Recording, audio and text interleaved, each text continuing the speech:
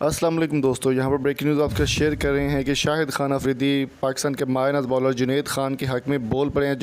شاہد افریدی کا کہنا تھا کہ جنید خان کو ٹیم سے نکالنا ناانصافی ہے۔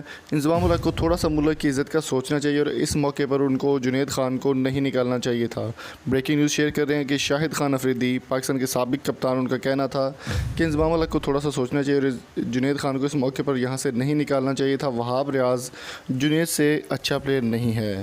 اس ویڈیو کو آگے بڑھانے سے پہلے میری آپ سے ریکویسٹ ہے کہ اگر آپ نے ابھی تک ہمارے چینل کو سبسکرائب نہیں کیا تو جلدی سے سبسکرائب کر لیں اور ساتھ میں بیل آئیکن کو بھی پریس کر دیں تاکہ سپورٹ سے ریلیٹڈ ہر اپڈیٹ آپ کو بر وقت ملتی رہے۔ اور جنید خان کے لیے کمنٹ باکس میں اپنی قیمتی رائے سے ہمیں ضرور آگاہ کیجیے گا۔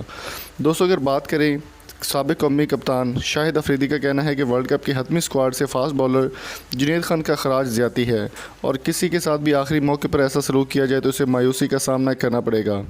مقامی ہوٹل میں میڈیا سے گفتگو میں شاہد خان افریدی کا کہنا تھا کہ جنید خان کے لیے ورلڈ کپ اسکواڈ سے ڈراپ کیا جانا کسی دھچکے سے کم نہیں، کیونکہ وہ کبھی ورلڈ کپ نہیں کھیل سکے اور وہ تسلیم کرتے ہیں کہ جنید خان کی جانب سے سوشل میڈیا پر منہ پر ٹیپ لگا کر تصویر شیئر کرنا مناسب بات نہیں تھی، کیونکہ سینٹرل کانٹریکٹ کا پابند ہونے کے ناطے انہیں سمجھداری کا مظاہرہ کرنا چاہیے تھا۔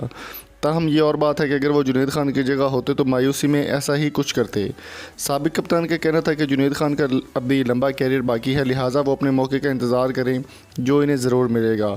بھارتی انتخابات میں سابق کرکٹر گوتم گمبھیر کی کامیابی پر شاہد خان افریدی کا کہنا تھا کہ بھارتی عوام کی عقل پر ماتم کرنے کو دل چاہتا ہے۔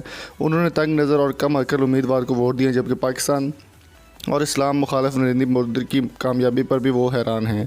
شاہد افریدی کا کہنا تھا کہ پاکستان کے وزیراعظم عمران خان ہمیشہ اچھے تعلق اور روابط کی بات کرتے ہیں اور دونوں پڑوسی ممالک کے درمیان اچھے تعلقات ہو تو اسی میں عوام کی بہتری ہے۔